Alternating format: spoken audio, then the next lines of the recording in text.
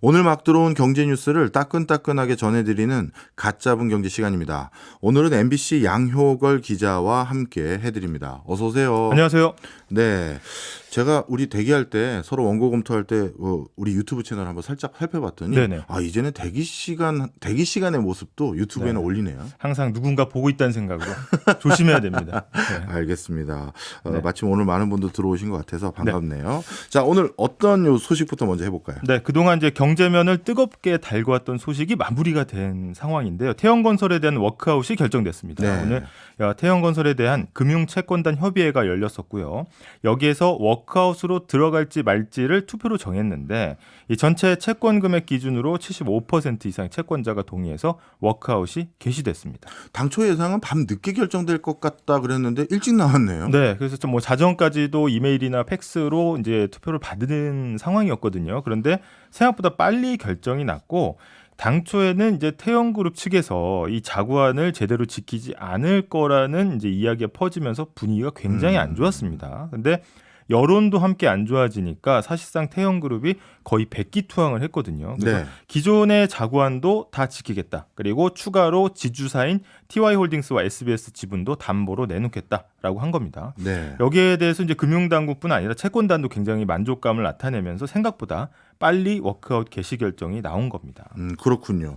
그러면 이제 결정이 된 거니까 워크아웃에 들어가면 어떤 과정을 거치게 되나요? 일단 태형건설은 이제 최대 4개월까지 금융 채무 상환을 유예받게 됩니다. 이게 한마디로 4개월 동안 금융기관 빚은 안 갚아도 되고요. 채권단이 좀 참아주는 겁니다.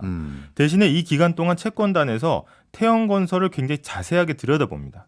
실사 작업인데 살릴 수 있는 작업장은 어딘지 아니면 좀 팔아서 현금화할 수 있는 데는 없는지 자산은 없는지 이런 것들 이제 속속들이 좀 보게 되는 겁니다. 네, 그렇군요. 실사가 끝나면 이제 구조조정 들어가는 건가요? 맞습니다. 스케줄로 보면은 지금 잡힌 스케줄은 한 석 달쯤, 3개월쯤 지나서 4월 초쯤에는 경영 정상화 계획을 확정합니다. 네. 이렇게 구조조정을 하겠다는 거고 5월에 이걸 잘 실행하겠다. 양측이 이제 약속을 맺거든요. 근데 변수는 아직도 남아 있습니다. 태형건설 사업장이 워낙 다양하다 보니까 많고 이 채권단이 실사하는 과정에서 이거 뭐지 하는 게 있을 수 있거든요. 네. 그래서 발견되는 추가적인 빚이 있을 수 있다. 그래서 예상치 못한 우발 채무가 생길 수 있다는 겁니다.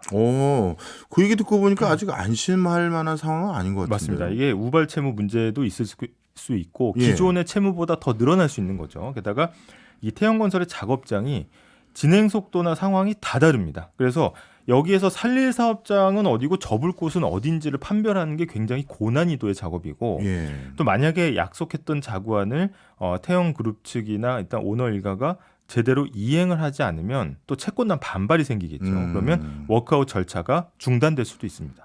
그렇군요. 어찌 보면 아직까지 앞으로 상황을 계속 지켜봐야 될 그런 입장이네요. 맞습니다. 오늘 한국은행이 이제 기준금리 동결하면서 금통위가 끝나고 이창용 한국은행 총재가 기자간담회를 했는데 이 자리에서 태형건설 얘기가 나왔습니다. 그래서 이런 태형건설 위기가 전체 건설업이나 금융권으로 옮겨붙을 가능성은 상당히 낮다 이렇게 평가했거든요. 따라서 이번 건은 구조적인 위기라기보다는 태형건설의 위기다 이렇게 보고 있는 거고 네. 유난히 태형건설의 PF 보증 규모가 컸다. 비중이 높았다라는 점을 이제 근거로 들었습니다. 그러니까 한국은행이 직접 나설 상황은 아니라는 거고 하지만 올해 상반기만 부동산 PF 대출 만기가 한 12조 원 정도가 넘게 들어온다고 하거든요. 네. 그렇기 때문에 사실은 어떤 건설사가 또 어려움에 빠져도 사실 지금은 전혀 이상하지 않은 상황이다 이렇게 볼 수 있겠습니다. 알겠습니다. 부동산 PF 문제에 대해서는 앞으로 우리가 전반적으로 태형건설뿐만 아니라 더 지켜봐야 될 상황인 것 같네요. 네. 다음 소식은 뭔가요? 오늘 당정 그러니까 여당과 정부 간 협의에서 나온 내용인데 밀렸던 빚을 전부 갚은 서민과 소상공인 290만 명에 대한 신용 회복을 지원하기로 했습니다. 이게 말이 좀 어려운데 쉽게 말하자면 연체 기록을 지워준다는 겁니다. 네. 이 연체 기록 지워지면 제일 좋은 게 그냥 신용등급 올라가는 거잖아요. 그렇죠. 이제 구체적으로 보면 2021년 9월부터 2024년 1월까지 2천만 원 이하의 연체자 가운데 이거를 오는 5월까지 모두 갚은 사람은 갚게 되면 신용 회복을 이제 지원한다는 거거든요. 네. 사실 근데 돈을 다 갚는다 하더라도 한번 연체가 되면 이 기록이 남습니다. 그래서 그렇죠. 이게 뭐 기록이 남는 기간은 다 다르지만 사실 이 기록이 아예 사라지게 되면은 신용 점수가 또 오르고 정상적으로 이제 금융 서비스를 이용할 수 있게 되는 겁니다. 네. 신용도가 정상적으로 바뀌게 되면 이제 대출도 받고 카드도 만들 수 있으니까 어찌 보면 이제 정상 생활을 할 수가 있는 거죠. 맞습니다. 이게 새로 대출 받는다든지 아니면 신용카드 만들 때 이제 신용도가 반영이 되니까 이 막혔던 금융 서비스가 재개될 수 있는 거고, 게다가 이번에 나온 조치를 보면 금융과 통신비를 동시에 연체한 사람에 대한 내용도 나오거든요. 네. 야, 우리가 은행빚도 있고 전화비도 같이 밀렸다고 하면은 확률적으로 볼 때 좀 상황이 더 어려운 분이다, 이렇게 이제 판단을 하는 거고, 네. 여기에 대해서 신용회복위원회가 방안을 마련해서 지원하기로 했습니다. 네. 어찌 보면 신용 대사면 이렇게 봐도 되겠는데. 네, 지금 200만 명이 넘을 걸로 예상이 되거든요. 그래서 코로나가 한창이던 2021년에는 금융권이 공동으로 코로나 신용사면을 하기도 했었습니다. 그래서 개인이 200만 명 넘게, 그리고 개인 사업자도 거의 17만 명의 혜택을 받거든요. 예. 이때 이제 결과를 놓고 보면은 개인 기준으로 평균 한 24점 정도 신용 점수가 올랐습니다. 네. 상당히 효과가 좀 컸다는 거고, 하지만 이제 신용 사면이 이렇게 이루어지는 거에 대해서 굉장히 부정적인 여론도 있습니다. 왜냐하면 이게 도덕적 해이 문제가 있을 수가 있거든요. 아니, 예. 금융의 기본이 뭐냐? 신뢰 아니냐? 예. 그러면은 사면해주면 누가 앞으로 잘 지키겠냐? 이런 이야기인 거고, 좀 매정한 얘기로 들릴 수 있겠지만은 어렵더라도 성실하게 꼬박꼬박 갚은 사람은 어떡하냐? 그러면 이런 사람들에 대한 역차별 아니냐? 이런 얘기도 2021년 대사면 당시에 나왔었습니다. 예, 그렇군요. 그래도 이번에는 모두 다 갚은 사람들을 전제로 했으니까 저는 크게 이 부분보다는 네. 오히려 다른 걱정을 했어요. 이제 이분들도 뭔가 너무 급해서 대출 받았다가 빚 못 갚은 분들인데 네. 그러면 이제 다시 신용 회복해줬으니 다시 대출 받게 되니 대출 규모가 좀 늘어나는 부작용은 있을 수 있겠구나 이런 생각을 했거든요. 맞습니다. 결과적으로 신용 사면이 없었을 때보다 예. 신용 사면을 하면 더 연체자가 많은 대출을 받을 수 있겠죠. 그럼 대출 규모도 늘어날 수 있는 예. 거고, 사실은 이제 연체를 한번 한 분이 뭐 반드시 그러라는 법은 없지만 연체할 확률이 높다고 만약에 한다면 대출 부실을 키울 수 있다, 이런 게 이제 금융권에서 나오고 있고, 금융사 입장에서 좀 불만인 게 뭐냐면 연체자 파악이 어려워진다. 그러니까 이 어떤 금융 기록 같은 경우에는 신용도를 파악하는데 굉장히 중요한 자료로 쓰이거든요. 근데 이거를 삭제하면 이걸 리스크 관리가 잘 안 되는 거 아니냐, 이런 이제 이야기도 있고, 게다가 사실 가장 비판이 나오는 지점은 올해 총선이 얼마 안 남았는데 이 신용 대사면을 여당과 정부가 추진한 게 약간 인기 영합적인 어떤 포퓰리즘 정책이 아니냐, 총선용이 아니냐, 이런 이제 비판이 함께 나오고 있습니다. 그런 의구심은 있을 수 있겠네요. 네. 네. 저는 오늘 우리 양 기자님께서 소개해 주시는 여러 소식 중에 이번에 소식 전해 주실 거 네. 이게 제일 와닿은 게 그래요? 네. 이게 이제 뭐 세상이 또 한 번 바뀌는 큰 시그널인가 이런 생각이 드네요. 맞습니다. 이게 미국 증권거래위원회라는 데가 있는데 여기에서 비트코인 현물 ETF를 승인했습니다. 그러니까요. 이게 참 어떻게 보면 말도 좀 어렵긴 한데 이 결정이 나면서 실제 이제 앞서서 상장을 신청했던 11개 자산운용사들이 비트코인 현물 ETF를 미국의 거래소에 상장해서 거래를 할 수가 있습니다. 그러니까 쉽게 말하면 네. 원래 비트코인은 제도권에서 인정을 좀처럼 안 했는데 그것도 미국 증시를 관장하는 곳에서 비트코인을 기반으로 한 금융상품 만들어서 파셔도 됩니다. 이거 한 거잖아요. 맞습니다. 이게 야. 비트코인이 그동안 굉장히 어떻게 보면 저평가받았다, 이런 이야기도 나오는 예. 게 비트코인 하면 굉장히 위험하다, 위험 자산이고 이거는 제도권에서 손대면 안 되는 물건이다, 이렇게 얘기를 했었는데 미국의 증권 쪽에서, 증권거래위원회 쪽에서 어떻게 보면 이걸 제도권으로 진입시키고 승인을 해주면서 공신력을 부여한 격이 됐습니다. 예. 그러면 이제 이거 뭐 어디서 사고 파는 거예요? 일단 미국의 이제 증시에 상장이 돼서 ETF 상품 같은 경우에는 예. 거래가 될 수 있고, 이게 현지 시간으로 10일이니까 저희로는 내일 이른 시간쯤에 이제 거래가 될 것으로 보입니다. 그래서 어떻게 보면 ETF라는 게 일종의 바구니에다가 여러 이제 주식들을 담아서 그 바구니의 일부를 떼서 파는 그런 이제 네. 개념이거든요. 그래서 사실 직접적으로 그러면 주식 시장에서 비트코인을 살 수 있는 거냐? 이건 아닙니다. 이건 아니고, 그거는 오늘 그 증권거래위원회에서 굉장히 강한 어조로 선을 그었습니다. 그러니까 증시에 비트코인이나 다른 가상자산을 직접 살 수는 없다. 네. 하지만 이 현물 ETF에 대한 어떤 이 허가를 반려할 이유를 못 찾았다. 라는 겁니다. 그래서 이 기초자산 비트코인을 기초자산화하는 ETF는 앞으로는 거래가 가능할 전망이다라는 겁니다. 혹시 헷갈리시는 분이 계실 수 있을 것 같아서 이렇게 아까 바구니로 얘기해 주셨잖아요. 네. 그러면 이 비트코인은 일종의 비트코인 시세가 커지면 네. 바구니 자체가 커지니까 뭐 ETF 가치가 올라간다 뭐 그런 의미인 건가요? 맞습니다. ETF가 그 비트코인의 어떤 수익률을 추종하게 되거든요. 그래서 예. 비트코인이 5% 오르면 그 ETF 상품도 5% 오르고 이렇게 이제 추종을 하는 상품을 간접 상품으로 이제 증시에 상장을 하는 건데 사실상 아까 이제 분명히 선을 그었다고 했잖아요. 네. 그래서 정확하게 얘기하면 ETF가 아니고 ETP입니다. 이게 프로덕트거든요. 그래서 이 간접 투자까지는 어차피 금도 그렇고 원유 선물도 그렇고 현물도 그렇고 어차피 간접 투자는 증시에 상장해서 되기 때문에 그렇게 따지면 비트코인도 까다롭게 거래할 이유가 없다라는 게 이제 증권 거래위원회 이야기고 네. 사실은 여기서 이제 그러면 우리도 이걸 거래할 수 있는 거 아니야? 국내에서도 이제 거래하는 게 되는 건지가 궁금한 분들이 있는데 네. 아직까지는 저희 그 증권거래소에서는 국내에서는 이 ETF를 사는 거는 안 된다 이렇게 이제 보고 있습니다. 네. 그래도 큰 변화잖아요. 맞습니다. 이게 왜 큰 변화냐면요. 이제 어떻게 보면 증시에 있어서 큰 손들이 있는데 예. 자산 운용사들이 굉장히 큰 돈을 굴리는데 여기에는 포트폴리오라는 걸 구성해서 어떻게 보면 분산 투자를 하지 않습니까? 예. 그래서 고위험 고수익군이 있고 뭐 저위험 저수익군이 있고 여러 가지 포트폴리오 구성하는데 이 중에 편입이 될 수 있는 거거든요. 왜냐하면 고객의 소중한 돈을 받아서 투자를 하는데 비트코인 저런 위험한 거에다가 돈을 넣으면 안 된다라는 각종 규제들이 있었는데 아니 증시에도 상장하는 그런 떳떳한 상품을 왜 안 넣느냐라고 하면 사실상 이 큰 손들의 포트폴리오에 비트코인 현물 ETF가 들어갈 수 있다는 겁니다. 그러면 네. 거래 금액도 굉장히 커지겠죠. 그렇겠네요.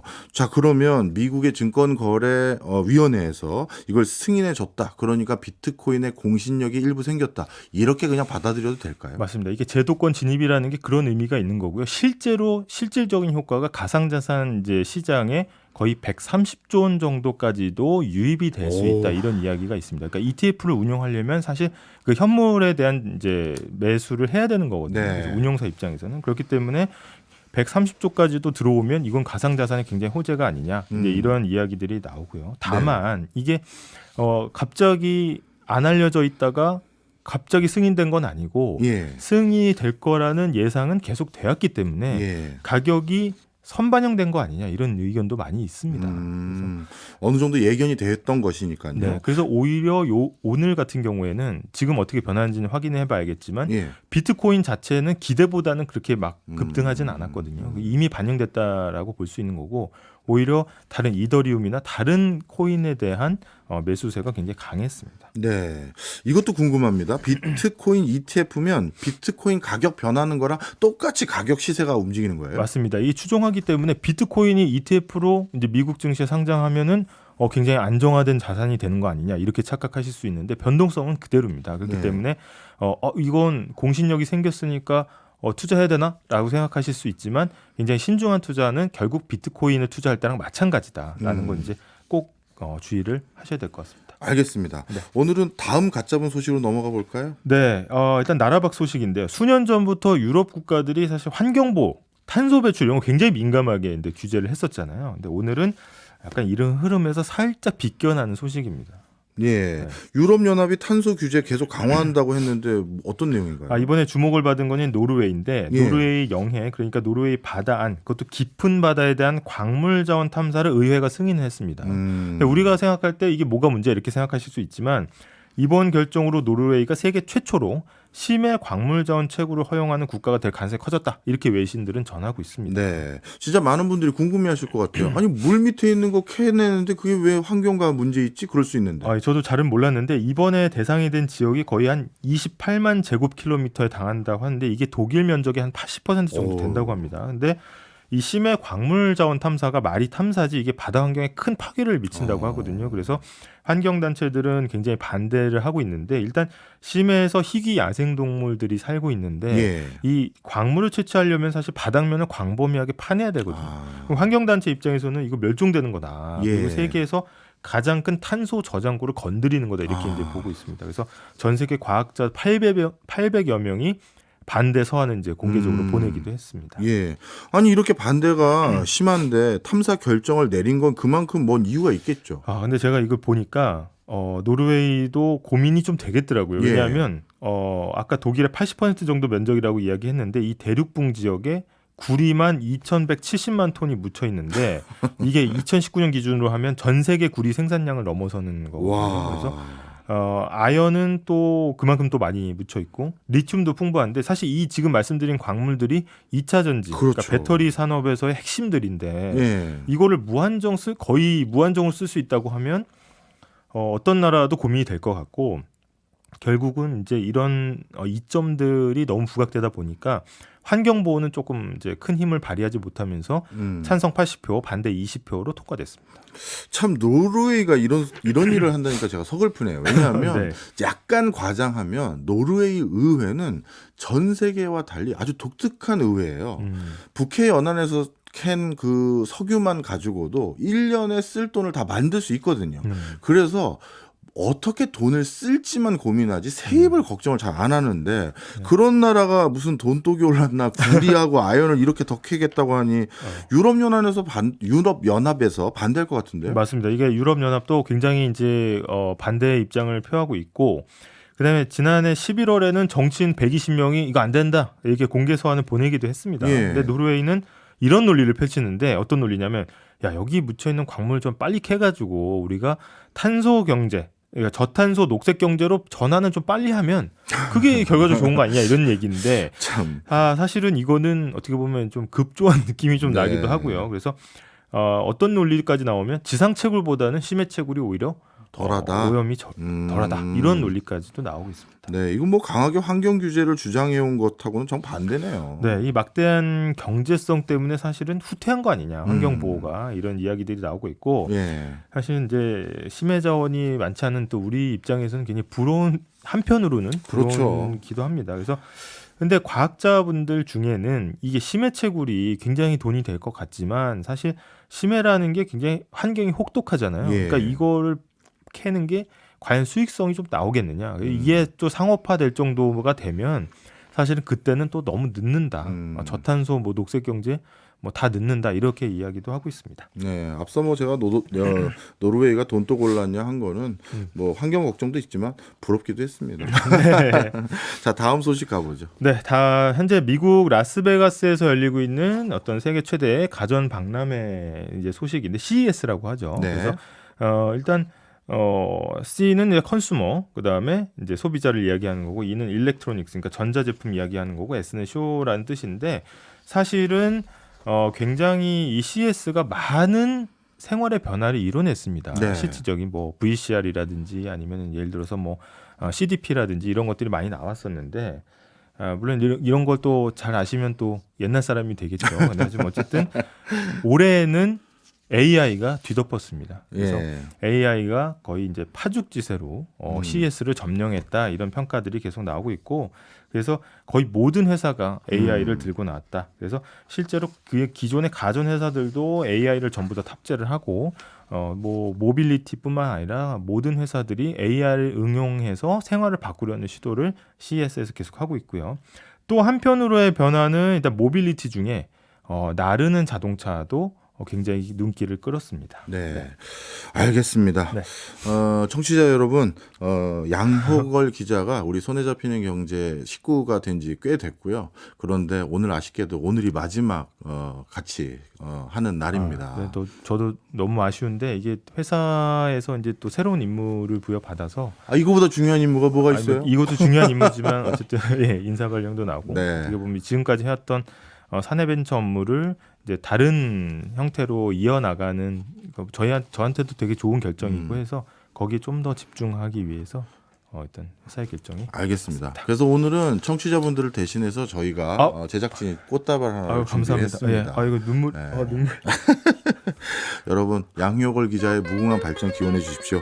그동안 고맙습니다. 감사합니다. 예. 저희는 잠시 후 광고 듣고 2부로 돌아오겠습니다.